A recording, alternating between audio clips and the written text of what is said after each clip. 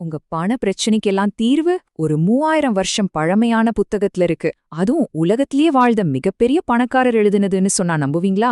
ஆமாங்க. வாங்க, அத பத்தி தான் இன்னைக்கு ஆழமா பார்க்க போறோம். இந்த நம்பரை பாருங்க. 1.17 ட்ரில்லியன் டாலர். இது என்ன தெரியுமா? அமெரிக்காவோட கிரெடிட் கார்டு கடன் ஒரு புது ரெக்கார்ட் பிரேக் பண்ணியிருக்கு.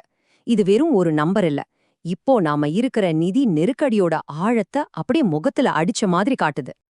ஆனா இதுக்கான தீர்வு புதுசா வர்ற ஆப்ஸ்லயோ இல்ல டெக்னாலஜிலயோ இல்ல, 3000 வருஷம் பழமையான ஒரு ஞானத்துல இருக்குன்னு இந்த ஆதாரம் சொல்லுது. கேக்குறதுக்கு கொஞ்சம் வித்தியாசமா இருக்கலாம், ஆனா இதுதான் விஷயமே. சோ, இந்த திட்டத்தோட முதல் படியே ரொம்ப முக்கியம். மாற்றம்ங்கிறது உங்க பேங்க் அக்கவுண்ட்ல இருந்து ஆரம்பிக்கல, அது உங்களுக்குள்ள இருந்து, உங்க மனசுல இருந்து தான் ஆரம்பிக்குது. வாங்க, நம்ம முதல் பகுதிக்குள்ள போகலாம். முதல் கொள்கை ரொம்ப சிம்பிள். ஞானம், அதாவது அறிவு தான் மத்த எல்லாத்தையும் வாங்கக்கூடிய உண்மையான பணம். ஞாபகம் இருக்கா? சாலமன் ராஜா கடவுள்கிட்ட பணத்தையோ புகழையோ கேட்கல, ஞானத்தை தான் கேட்டார். ஆனா பாருங்க, அவருக்கு ஞானமும் கிடைச்சது, செல்வமும் கூடவே கிடைச்சது. இப்போவாச்சும் யோசிச்சிருக்கீங்களா? ஏன் லாட்டரி அடிச்சவங்கள 70% பேரு 5 வருஷத்துக்குள்ளேயே மறுபடியும் கடன்காரன் ஆகிடுறாங்க? ஏன்னா அவங்க கிட்ட பணம் இருந்துச்சு, ஆனா அதை கையாள்றதுக்கான ஞானம் இல்ல. ஒருத்தர் $15 மில்லியன் ஜெயிச்சு எல்லாத்தையும் இழந்த கதை இதுக்கு ஒரு பெரிய உதாரணம். ஞானமில்லாத செல்வம் எவ்ளோ ஆபத்தானதுன்னு இது காட்டுது இல்லையா? ரெண்டாவது கொள்கை நம்ம மனசுக்குள்ள நடக்கிற ஒரு பெரிய போராட்டத்தை பத்தினது.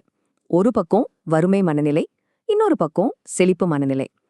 எப்பவுமே காசு பத்தாதுன்னு நினைச்சா அப்படிதான் இருக்கும். கடவுள் பார்த்துப்பார்னு நினைச்சா அதுக்கு ஒரு வழி பிறக்கும். உங்க நம்பிக்கை தான் உங்க நிதி யதார்த்தத்தை வடிவமைக்குது.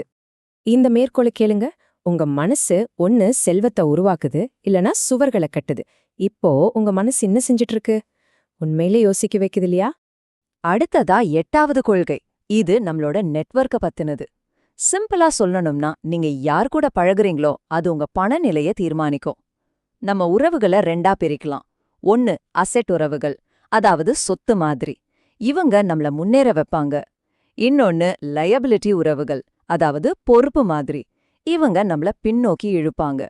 சரி, இப்போ நம்ம 2வது பகுதிக்கு வந்தாச்சு. இதுவரைக்கும் மனநிலைய பத்தி பார்த்தோம். இனிமே பணத்தை எப்படி நிர்வகிக்கிறதுன்னு, அதாவது பிராக்டிக்கலான ஸ்டெப்ஸ பத்தி பார்க்கலாம். 3வது கொள்கை ரொம்ப பவர்ஃபுல். குழப்பமா இருக்கிற இடத்துல ஆசீர்வாதம் தங்காது, ஆனா ஒழுங்கு இருக்கிற இடத்துக்கு அது தேடி வரும். அதாவது நம்ம பணத்தை சரியா நிர்வகிக்கலனா அதுக்கு ஆசீர்வாதம் கிடைக்காது. இல்லனா நம்ம பணம் எல்லாம் ஓட்ட வாளில ஊத்துன தண்ணி மாதிரி வீணா போயிடும். அப்போ அந்த ஒழுங்க கொண்டு வர என்ன செய்யணும்? அதுக்கு தான் இந்த 30 நாள் சேலஞ்ச். அடுத்த 30 நாளைக்கு நீங்க செலவு பண்ற ஒவ்வொரு ரூபாயும் ட்ராக் பண்ணுங்க. எது தேவை, எது ஆசைன்னு பிரிச்சு பாருங்க.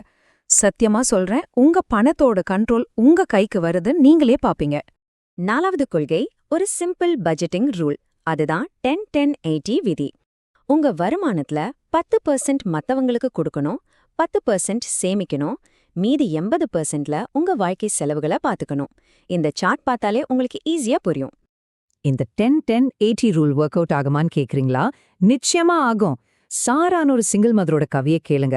அவங்க இந்த ஒரு விதியை ஃபாலோ பண்ணி 3 வருஷத்துல $17,000 கடன் அடைச்சிருக்காங்க. இது நிஜமாவே நடந்த கதை. அடுத்ததா 5வது கொள்கை, ஆட்டோமேஷன். இதுதான் பணக்காரங்களோட சீக்ரெட் வெப்பன். ஏன்னா நம்ம மன உறுதி, அதாவது வில் பவர், கொஞ்ச நாள்ல தீந்துரும். ஆனா சிஸ்டம்ஸ் எப்பவுமே வேலை செய்யும். நீங்க கொடுக்க வேண்டியது, சேமிக்க வேண்டியது, கட்ட வேண்டிய பில்ஸ் எல்லாத்தையும் ஆட்டோமேட்டிக் டிரான்ஸ்ஃபர்ல செட் பண்ணிட்டீங்கன்னா போதும். எமோஷனுக்கு வேலையே இல்ல. உங்க கோல்ஸ் ஈஸியா ரீச் ஆயிடும்.